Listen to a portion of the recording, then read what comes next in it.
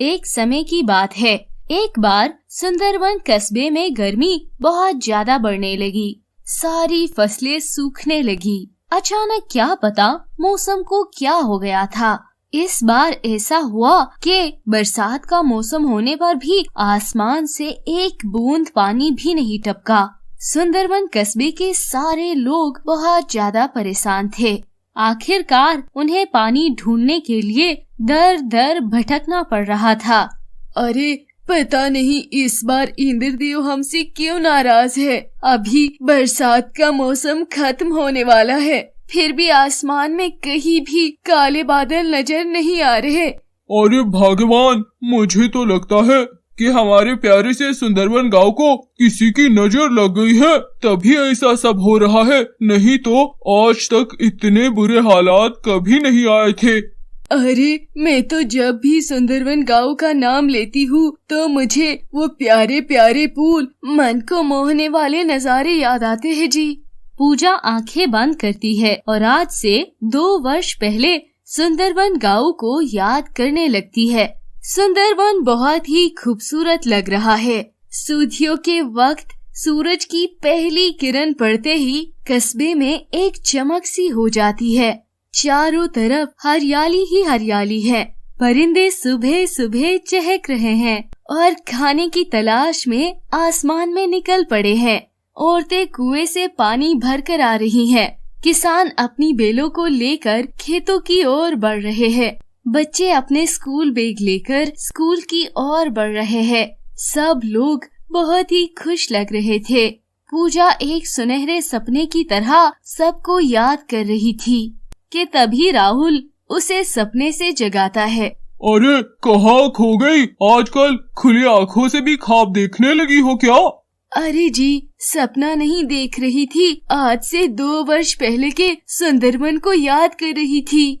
हाँ यार, वो भी क्या दिन थे जब इस गांव में खुशहाली ही खुशहाली, हरियाली ही हरियाली और हर तरफ चकाचौंध थे।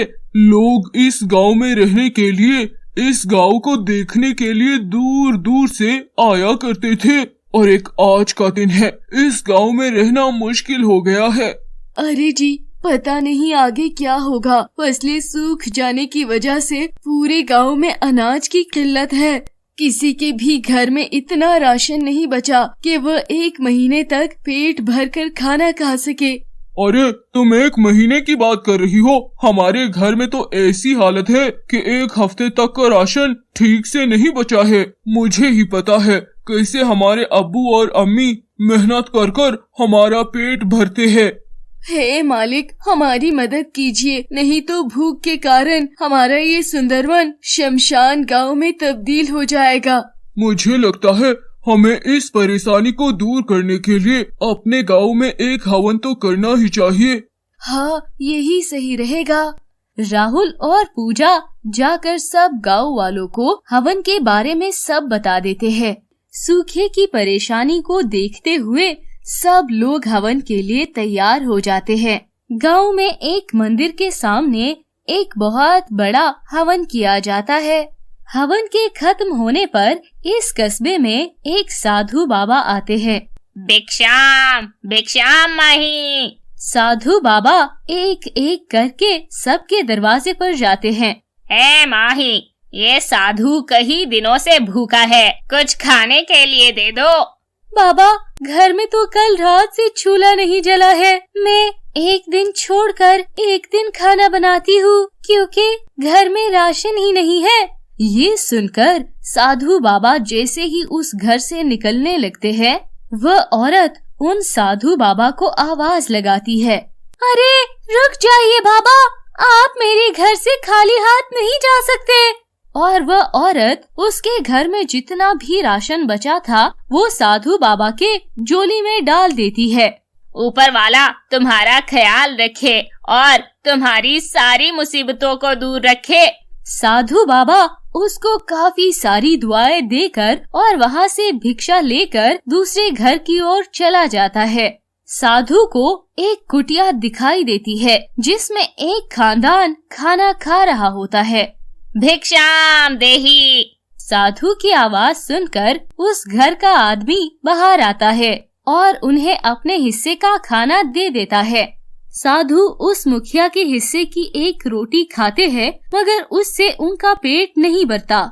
साधु के चेहरे पर खुशी ना देखकर खानदान का मुखिया घर के अंदर चला जाता है और अपनी बीवी का खाना भी लाकर साधु बाबा को दे देते हैं। साधु बाबा एक और रोटी खा लेते हैं, लेकिन इससे भी उनका पेट नहीं भरता। हे नेक इंसान, तुमने मुझे ये बचा हुआ खाना खिलाकर मेरी भूख और भी ज्यादा बढ़ा दी है।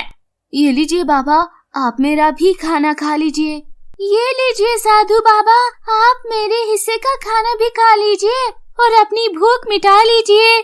साधु बाबा ये सारा खाना खा लेते हैं और इस खानदान की सेवा भक्ति को देखकर उन्हें ढेर सारी दुआएं देते हैं।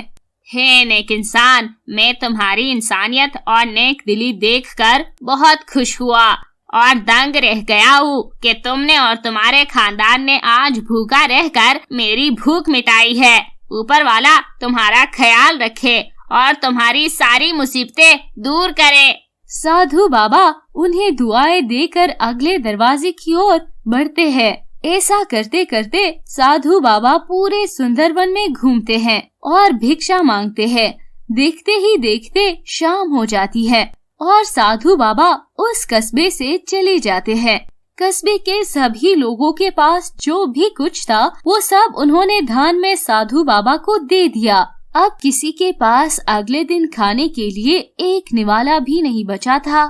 पर जैसे ही सुबह होती है और सूरज निकलता है तो सुंदरवन कस्बे की हालत को देखकर सभी लोग हैरान हो जाते हैं, क्योंकि कस्बे के एक तरफ से पानी की नदी और दूसरी तरफ से चावल की नदी बह रही थी।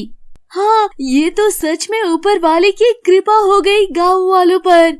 सभी कस्बे वालों ने एक नदी से पानी और दूसरे नदी से चावल लिए और कस्बे में एक बहुत बड़ी दावत रखी गई।